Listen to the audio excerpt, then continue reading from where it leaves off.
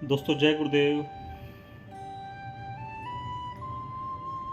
दोस्तों गोलमेज परिषद में बाबा साहब जब शामिल हुए तो कांग्रेस और महात्मा गांधी के द्वारा उनको देशद्रोही तक कहा गया, गद्दार कहा गया। क्यों? क्योंकि गोलमेज परिषद की जो बैठक थी उसमें कांग्रेस के किसी सदस्य को नहीं रखा गया था।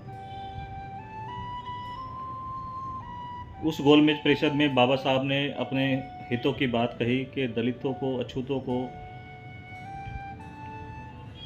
पूर्ण हक मिलना चाहिए। लगभग 20% आबादी अछूतों की इस हिंदुस्तान में थी उस वक्त।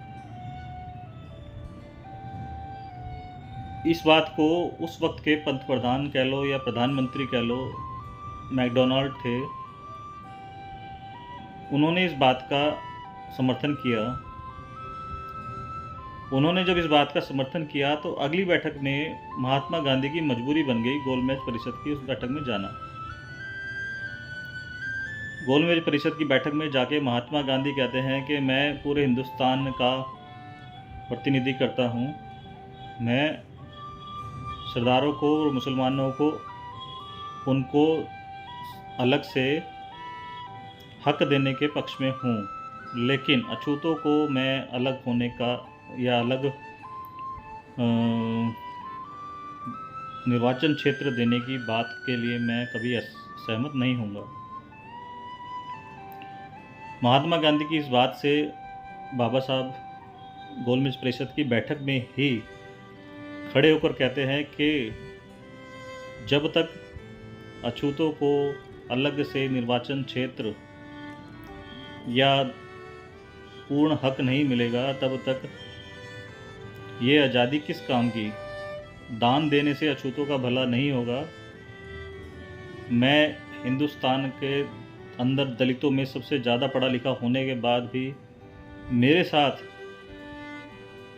अछूत जैसा हर जगह बर्ताव होता है। जब मेरे को नहीं बख्शा जाता तो मेरे लोगों को क्या बख्शा जाता है, वह आप सोच सकते हैं। उस वक्त जो पंत प्रधान थे मैकडोनाल्ड ने इस बात को सीरियसली लिया और मुसलमानों को, सरदारों को और अछूतों को अलग से निर्वाचन क्षेत्र देने की बात पर सहमति जताई।